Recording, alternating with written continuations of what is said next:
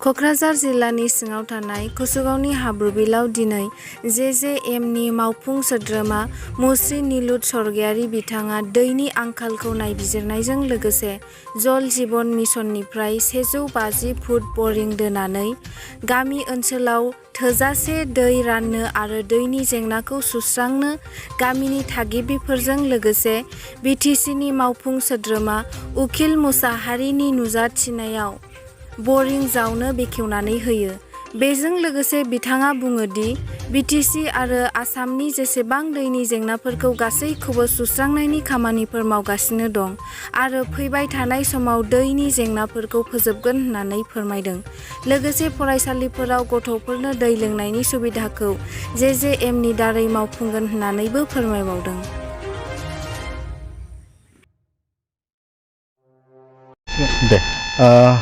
दिनैनि नैबे कसुगाव ओनसोलनि ताकामपुर हाब्रुबिल गामियाव मोनसे मोजां हाबाफारि। बे हाबाफारिया दिनै नैबे ओनसोलनि दै लोंनायनि समस्याखौ फोजोबनायनि मोनसे जागायजेननाय आरो नैबे ताकामपुर हाब्रुबिल गामियाव मोनसे दै जगायनाय आसनि दिनै जागायजेनदों आरो बे जागायजेननायाव जोंनिनो लकेलनि मानजाथाव उखिल मुसाहारि, जोंनिनो UPPL दोलोनिनो इउथनि समनाथ नार्जारी बिथां दङ, जिरन बसुमतारी बिथांमोना जोंनि बाहागो लादों। रायजोफोरनि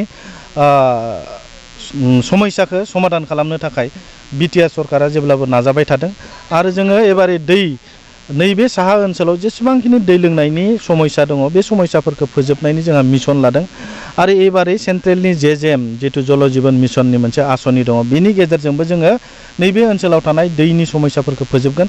बिनि बादैबो जोंहा BTR सुक्ति दङ।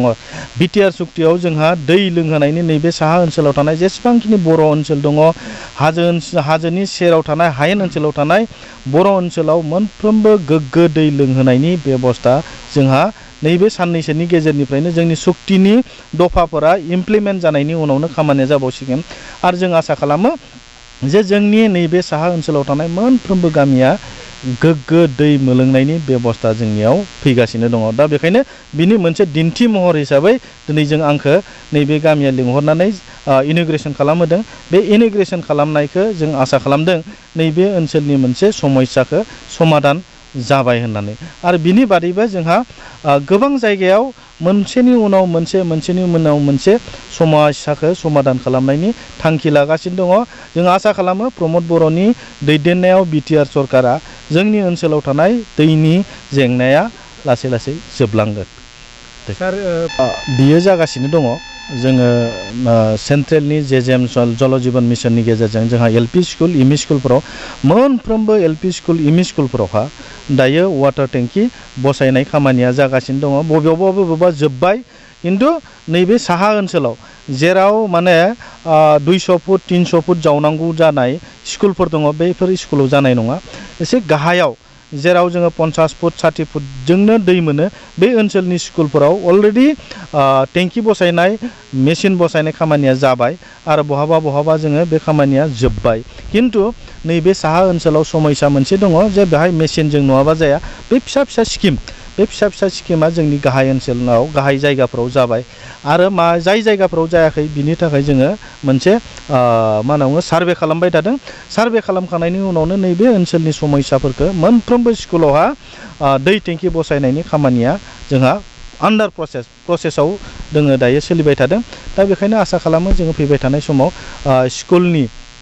स्कुलनिल' नङा, जोंनि राजुहुवा जाय जेराव अनुष्ठानफोर दङ, जेरै जोंहा गिर्जा दङ, बहाबा बाथौ मन्दिर दङ, ब्रह्म मन्दिर दङ, बहाबा बायदिसिना बेफोरबायदियावबो जोङो दैनि बेबस्था होनायनि थाखाय साखाफारा जादों आरो बिनि थाखाय जोङो मोनसे थांखि खालामदों। दा बेखायनो प्रमद बर'नि दैदेननायाव नैबे ओनसोलाव दैनि समस्याखौ जों फोजोबनायनि मोनसे मिशन, बे मिशना दिनै जागायजेनबाय।